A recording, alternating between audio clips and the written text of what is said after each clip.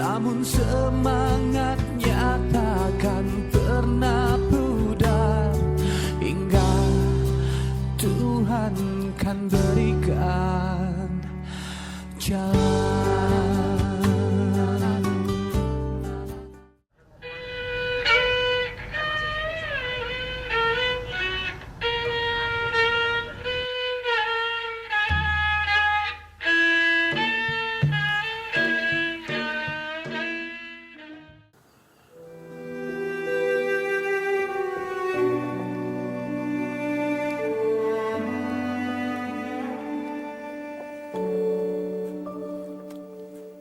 Gayeng apa ora, Man? Neng enam lho gat anune alate.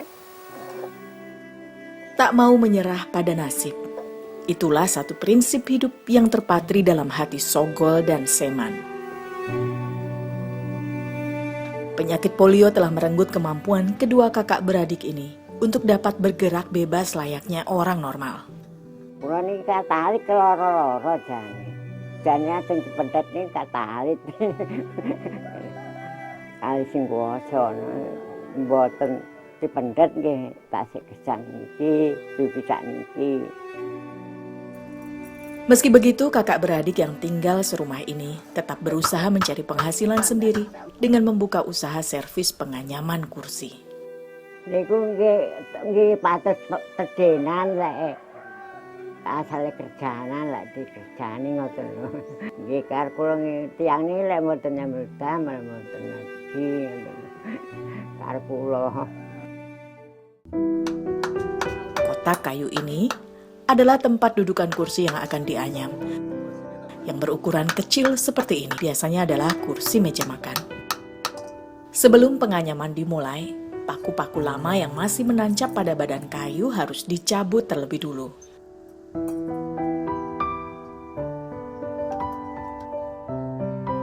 Ya, badan kursi ini memang merupakan badan kursi bekas yang anyamannya sudah rusak. Membuat anyaman baru agar kursi dapat kembali digunakan itulah yang menjadi tugas Sogol dan Seman. Untuk dibuat anyaman, Sogol biasanya menggunakan bahan baku sejenis tali dari bahan sintetis yang bentuk dan warnanya menyerupai rotan. Di masyarakat sekitar, jenis tali ini biasa disebut dengan plastik menjalin. Proses pengerjaan diawali dengan memasangkan beberapa utas tali anyam pada bagian sudut kayu dalam posisi saling bertindih. Setelah semua ujung kayu selesai dipasangi tali, proses berikutnya adalah memasang tali baru mengelilingi kotak kayu. Saat dipasang, ujung tali juga harus sambil ditahan seperti ini, agar posisinya dapat menegang layaknya senar gitar. Meski nampak mudah, proses pemasangan tali ini sebetulnya termasuk rumit, terutama bagi Sogol. Tak jarang gulungan tali justru jadi saling membelit dan kusut. Hal ini tentu sangat mempersulit gerak Sogol.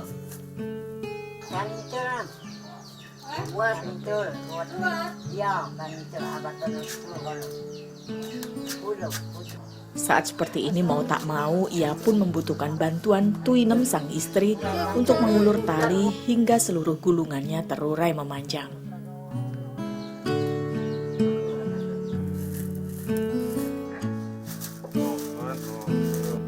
Lantaran ukurannya yang sangat panjang, gulungan tali ini bahkan harus diurai dan dibiarkan menjuntai hingga jauh dari rumah.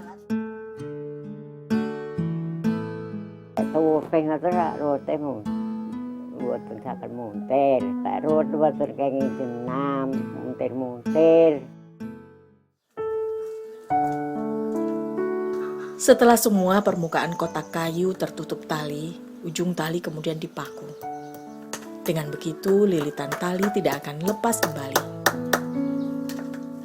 Lilitan tali inilah yang nantinya akan menjadi bagian dasar anyaman. Tali yang akan dianyam diselipkan di antara lilitan tali dengan dibuat berselang, 5 dan 4 baris tali. Hal serupa juga dilakukan pada sisi yang dibaliknya. Saat merapatkan anyaman, tak jarang tali sintetis ini menyelip masuk ke dalam kuku dan melukai tangan Sogol. Niku nggih kebeler tangane nggih kula tambani rutuh jarang. kula sharing, motor kula idoni. Tebokong niku nggih panas to ngenam. Sakit sudah pasti terasa. Tapi tak mengapa, baginya hal itu hanyalah satu dari beberapa resiko pekerjaan yang harus ia hadapi. Bahkan sebenarnya bila dibandingkan dengan rotan, tali sintetis ini masih lebih mudah untuk dianyam. Mencari niku beler, bentene. Lek plastik boten. Menjalin niku sering ngoten. Kula jeneng. Wedas jero.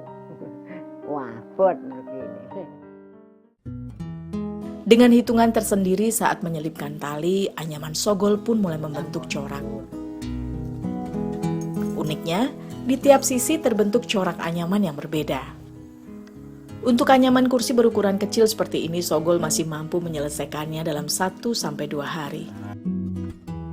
Tapi untuk kursi yang lebih besar, waktu pengerjaannya bisa mencapai 5-6 hari. Dan 1 hingga 2 bulan untuk 1 set tempat duduk. Mboten wonten hak kula kiambah. Nggih enten tiyang gadah ngoten niku. Kula turun. Kursi-kursi napa niku nggih enten gadah. Ngoten niku kula silih kula damel contoh ngoten. Meski posisi tubuhnya masih dapat duduk tegak, nasib Seman tak lebih baik daripada Sogol. Tubuh bagian atas lelaki 68 tahun ini justru lebih kaku dan tak bisa digerakkan secara bebas ke kiri maupun ke kanan. Untuk membantunya bergerak, Seman sangat bergantung pada keberadaan 2 kursi kecilnya ini. Niki mboten jagaan, mboten damel jangkaan niku kaku. Jangkaan niku mboten saged ngadeg mboten saged. Yen namung geseri dingkek ngoten iki mlampahe. Muga butuh-butuh dingkek niku kula beto mawon tenan. Iki cara anune niku sambungan sikil. Untuk jasa penganyaman kursi, Sogol dan Seman tak pernah mematok harga khusus. Upah yang mereka terima hanya berdasarkan keikhlasan si pemesan saja. Sebab bahan baku anyaman juga sudah disediakan sendiri oleh sang pemesan.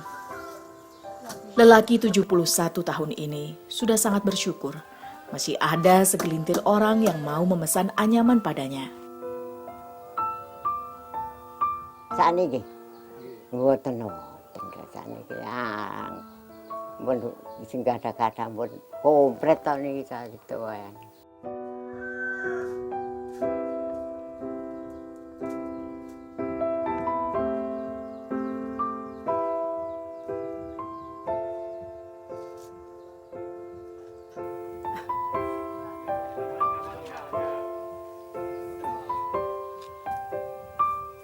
Hari ini hati Tuinem kembali dilanda kegelisahan. Sang pemesan kursi yang seharusnya mengambil hasil anyaman yang sudah jadi dan membayar upah anyamannya tidak kunjung datang. Padahal sudah tak ada lagi sepeser pun rupiah di tangan, bahkan untuk sekedar belanja bahan-bahan masakan. Mboten saged napa-napa tiyang buta urip kok. Namung nrimo niku wae sadar. Tokal upami dapus tiyang. Nggih. Mboten lek dapus tiyang nggih mboten enten jan. Enten mau biyen niku nggih sakene. Tiyang jajar niku mendhet kursi sekawan. Lawange cangkep. Niku mboten sukane sing diapusi. Kala tak ada uang untuk membeli beras, Tuinem pun berusaha jeli memanfaatkan apa saja yang ada di sekitar rumahnya untuk dijadikan bahan pangan. Mengolah singkong menjadi tiwul sebagai pengganti nasi merupakan salah satu cara yang paling sering jadi pilihan wanita 65 tahun ini. Ia memang tak perlu mengeluarkan biaya, sebab singkong ini adalah hasil kebunnya yang ia tanam sendiri. Boten tahu lama. Boten tahu Mbah Sogol niku lek boten kula tumbas niku boten tahu. Untuk menjadi tiwul, singkong harus dikeringkan terlebih dulu. Itu pun baru bisa kering sempurna setelah 7 hari penjemuran di cuaca cerah. Singkong kering atau yang umum disebut gaplek ini kemudian ditumbuk. Menumbuk dengan cara manual seperti ini, Tuinem pun harus memaksimalkan tenaga tuanya. Tekadnya hanya satu, yang penting keluarganya masih bisa makan hari ini. Aku nang alas ya ora kuat saiki. Sian kula nggih teng wono, sakniki mboten kiyat. Kajeng nggih disage. Ya. Setelah menjadi butiran halus, gaplek pun siap diolah menjadi tiwul. Mula-mula tepung gaplek diberi sedikit air, lalu diaduk hingga menjadi butiran-butiran kasar. Dalam istilah bahasa Jawa, pemutaran tampah seperti ini biasa disebut diiter. Hal ini berguna agar butiran tepung menjadi lebih padat. Selanjutnya, butiran gaplek dikukus di atas air mendidih selama sekitar setengah jam.